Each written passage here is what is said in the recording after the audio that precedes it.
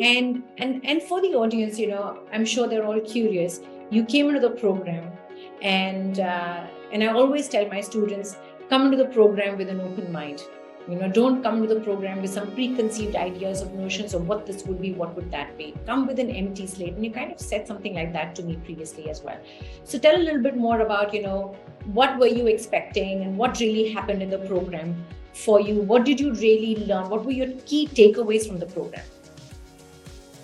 So yes, I actually did not expect such a massive change at all. I have said it time and again, and I will say it 100 more times that the expectation that I came with initially when I just started was at a very minor level, and it was more of a professional growth because as you very well know, this is a career change. This is a major career transition for me. So I was solely thinking of it from a professional perspective.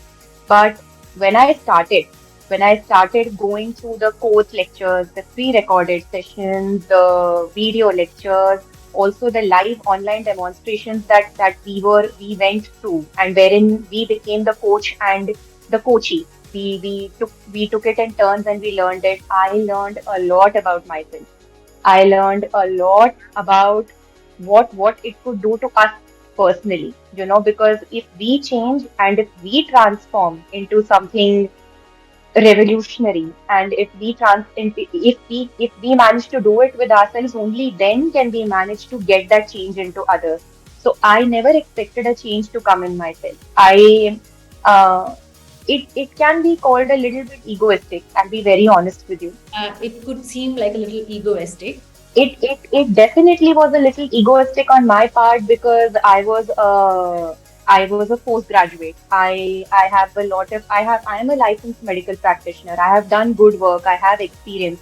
So I came with that mindset that okay, it will help me professionally, but nothing else, nothing more than that. And what it did, it blew my mind away. Yeah. Every lecture, I was present for every single lecture. I used to wait for it an hour in advance. I was so excited and happy, just to log into that and just to be there. And I loved it. I absolutely loved it. And to the point that my family also knew that, at this time you don't have to disturb her. At this point, now it's her lecture time. Now you leave her alone. These 2 hours, she is not to be found. So it was amazing. And after every lecture, I clearly remember there was a smile on my face. Yeah. However the day was, because it was Monday, I was working as well. At that point of time, I was doing a job, plus I was taking these lectures and studying. So it was very hectic for me. But after a Monday's day of work, and we all know how Mondays can be, Yeah. yes. So after that, this was the best highlight of the day and for the week. It carried over to the next week, and I used to study for the next upcoming week, then look forward to that lecture. Again, a smile on my face. So it was amazing. And then I can see that smile completely, radiating from your face and from your soul. And what is really fascinating is how you waited for each lecture, because it really is that anticipation.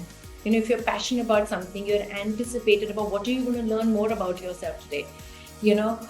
What is that new skill that I'm going to learn today that is going to help me and help others, and that excitement. And I'm sure you had a beautiful cohort, and I always think the kind of students that we invite in Weljii, like yourself, they're all so inspiring. They have such amazing stories. You kind of bring in the energy to the cohort, and we create a kind of a safe space for people to be vulnerable, to share their deepest secrets, to share their challenges, and then kind of it creates a bonding between that group that also facilitates this transformation.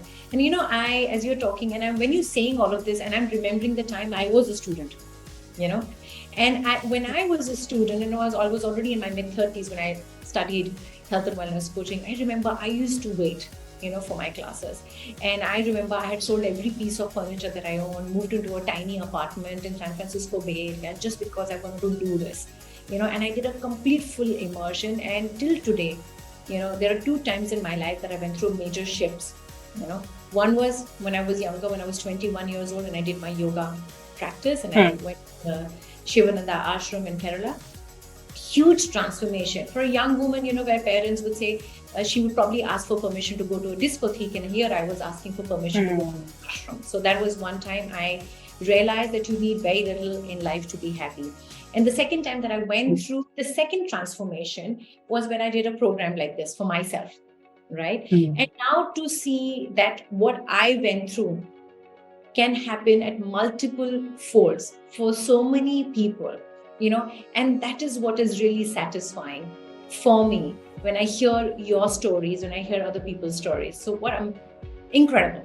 Absolutely, you've made my day.